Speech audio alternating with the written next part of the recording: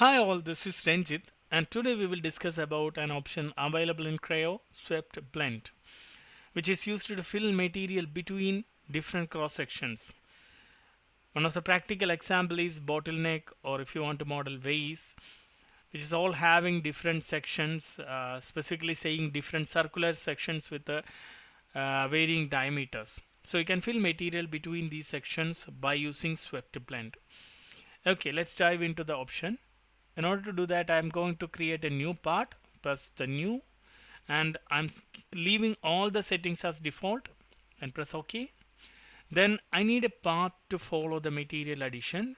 For example, if you have two cross sections, two circular cross sections, and you want to fill the material based on a path, you need to draw the path first. So I'm going to draw the path in the front plane. So select the front plane and click the sketch option. Then you can draw a path. That path can be a curved path or a straight path. It depends upon the type of your model. For this example, I am going to create a straight line. Later I will show you how you can create a circular path, and you can and how can we do the swept blend. Okay, so this case, this is my start point and this is my end point, and press OK. And if you want, you can create multiple sections here, multiple sketches here, but it is actually a slow process. So I will show you another method, because you can create multiple points on these paths. For example, this is my first point, second point, and third point. So I have the start point, end point, and the three different points, which is actually created by me. So all these points I will create sections, and in order to do that, just click the swept blend and select this one. Then you need to include the sections. You need to sketch the sections. So go to sections, then already the section is there at the start point, and go for the sketch. Then I'm going to create a circle here. Then this is my sketch. Press OK. The next one, again I'm going to create another sketch, sections, insert. But here you can see the section location is at the end. By default, Creo will select at the end point as a section, but we don't want that. So in order to change the section location, just to select here and click on this button, then go for sketch. So you can see the sketch plane appears exactly on that point. Then I'm going to create another circle which is slightly bigger than the previous one, and then the next one more section, insert, and change the end to this point and sketch. And this case almost similar to this one. You can also change the dimensions if you want, but this case, this is a demonstration session, so that's why I'm keeping all the default dimensions. Press OK.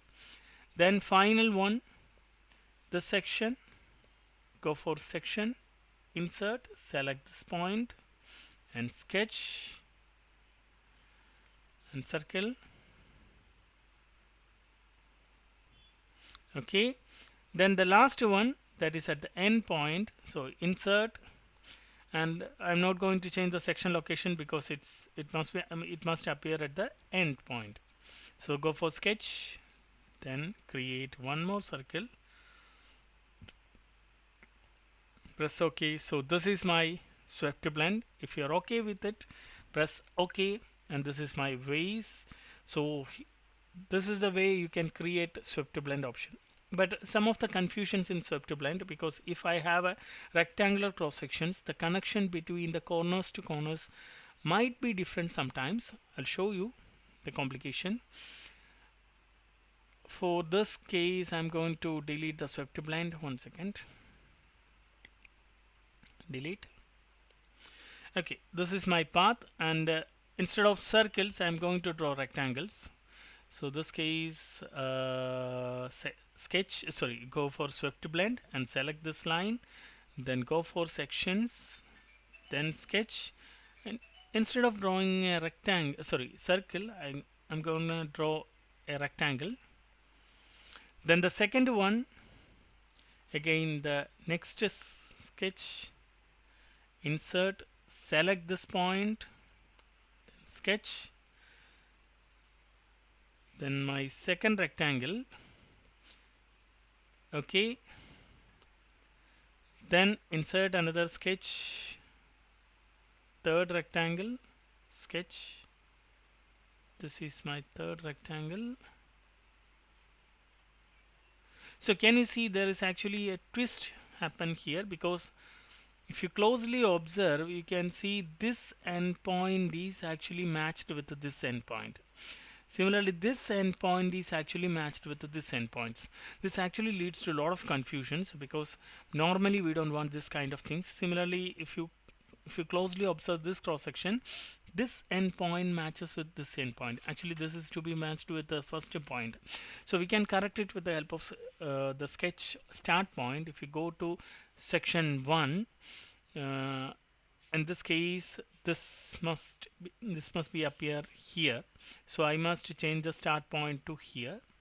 So go for sketch, so you can see the start point option here where this arrow shows, and select the endpoint and right click, go to feature tools and change this into start point. Then if you press OK, sorry, one more actually it must start from here so I'll change once again, go for sketch, then I think this is a start point.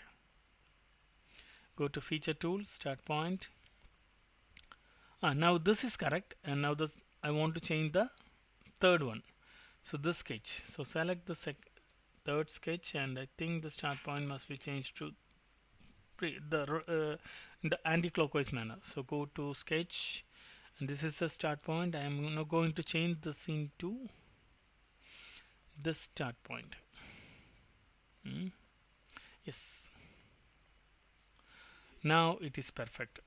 So this is the slightest complication here. And if you have a selected section, because here is option like selected sections predefined or if you completed the sketch or the cross sections in the sketch itself before the swift blend, there will be a circle appearing on these sections. You can draw the circle and then you can change this. You can avoid these kinds of complications in rotations.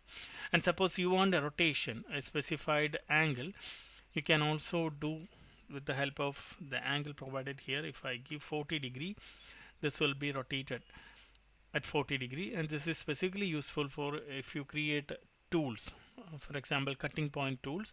This is more helpful. Thank you.